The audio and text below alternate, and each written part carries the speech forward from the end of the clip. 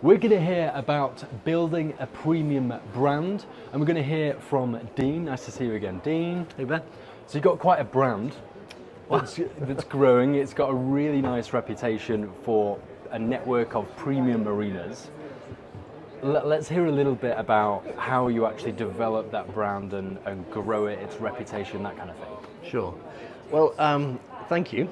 It's very kind of you to say we've got a brand. Yeah. We're doing our best to build it. Good, you're doing a good job. Yeah. Thank you very much. And obviously we've got certain pillars in our approach to try and make sure that it's a real brand, because at the end of the day, a brand is not a logo, it's not something that describes in a sentence. Yeah. It's actually an emotion, a feeling that the client has when they do business with you. Yeah, and a reputation for delivering that, right? It's that Absolutely. consistency. Yeah. So to do that, we need to make sure we understand what the customer wants and needs. So we start with our kind of research and making sure that we're not guessing. We actually want to use good, hard information about customers like this, they don't like that. Take that information and create some tangible difference in the way we do things to the way someone else might do something. Yeah, and you nearly said it. You didn't quite say data, I but didn't. you were alluding to quantitative feedback, so we can measure all these kind of I'm things. gonna call it information. Okay, you've got all this information. Yeah. Then, how do you actually use that to make sure your brand keeps its reputation and keeps on delivering those feelings, that comfort? And again, let's not guess. Let's bring our kind of customer feedback into play. Yeah. It's one of the pillars. So understanding what your customer wants in the first place, you've got probably a good 75 to 85% chance of success. Right.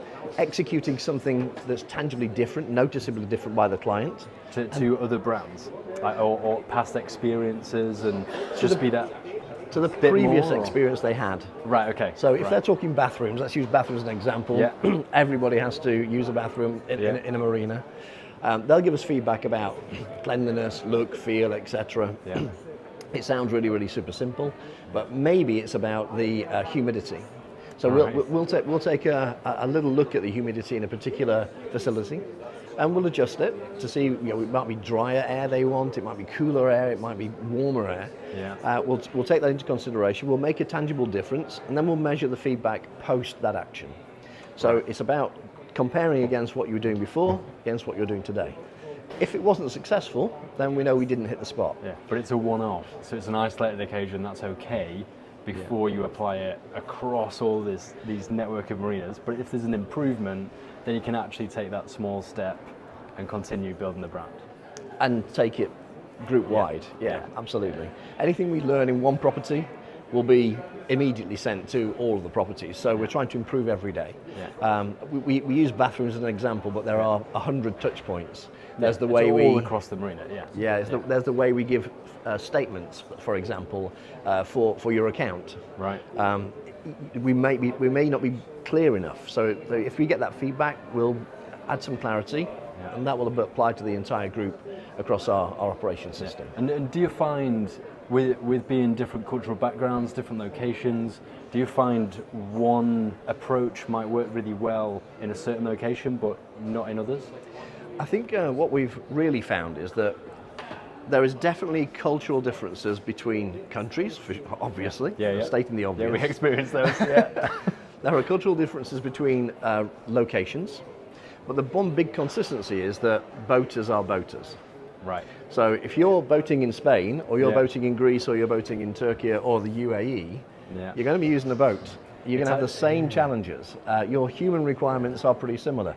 We may approach them with a slightly different flavour, a regional context, but we've got consistency there. Yeah. So what we're learning here, we can use there.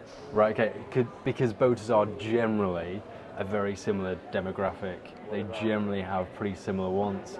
It might be communicated in a different language, or there might be the odd cultural sensitivity that needs to be addressed. But largely, boaters are boaters. They are their own demographic. Yeah, well, the boating product doesn't vary so much. We've got thousands of individual custom boats. Everyone puts their own little special flavour or specification to their boat, but they're boats. So, a Spanish boat, an Italian boat, or a Greek boat, they've got a lot of things in common. Yeah.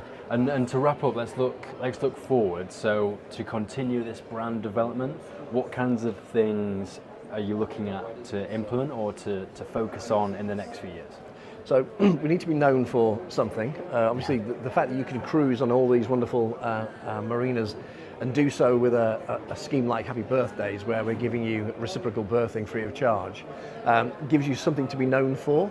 But not only that, there's the quality and the assurance and the trusted partner status. Having the integrated sensors within our product proposition. So from a product proposition, we're trying to move that forward each and every day. Yeah. Each year we'll add a little bit more feature to the product, so that we can see that there's a clear difference between what we're doing, what D-Marin's doing, and what other operators are doing. Yeah. We'll add on to that more locations. We're trying to make sure that you can cruise the entire Med with a trusted partner. Yeah. And then there's the quality of delivering well every day and being accountable for that service experience. Yeah, so having that pretty exceptional USP that is pretty on brand and almost unreachable by competitors, but because you've built this network, you can really focus on making it a no-brainer when it comes to booking your berth, all that kind of thing. I mean, yeah, the that's textbook says, Yeah. the textbook said that's what you're going to do. Okay. The reality is we are doing our very best to grow a really valuable network that's got a really valuable customer-centric approach to its everyday activity, that's got great data, that's actually helpful to the boater, because at the end of the day, marinas are only there to serve the boater. If a yachtsman doesn't need a marina, there's no reason for us. We don't exist. Yeah. So we've got to make sure that we're adding value, not just to ourselves, but the entire sector.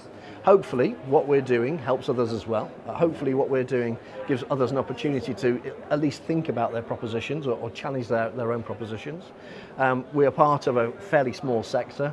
We'd like to think that what we're doing is a little bit innovative, but we're not doing this by ourselves for ourselves. Yeah. We want to grow and make the sector better. Okay, brilliant. Thank you very much for your insights, Dean. Thank you very much. Everybody, if you enjoy content like this, make sure you're following here to see plenty more of it. Outside of that, I'll see you very soon. Bye for now.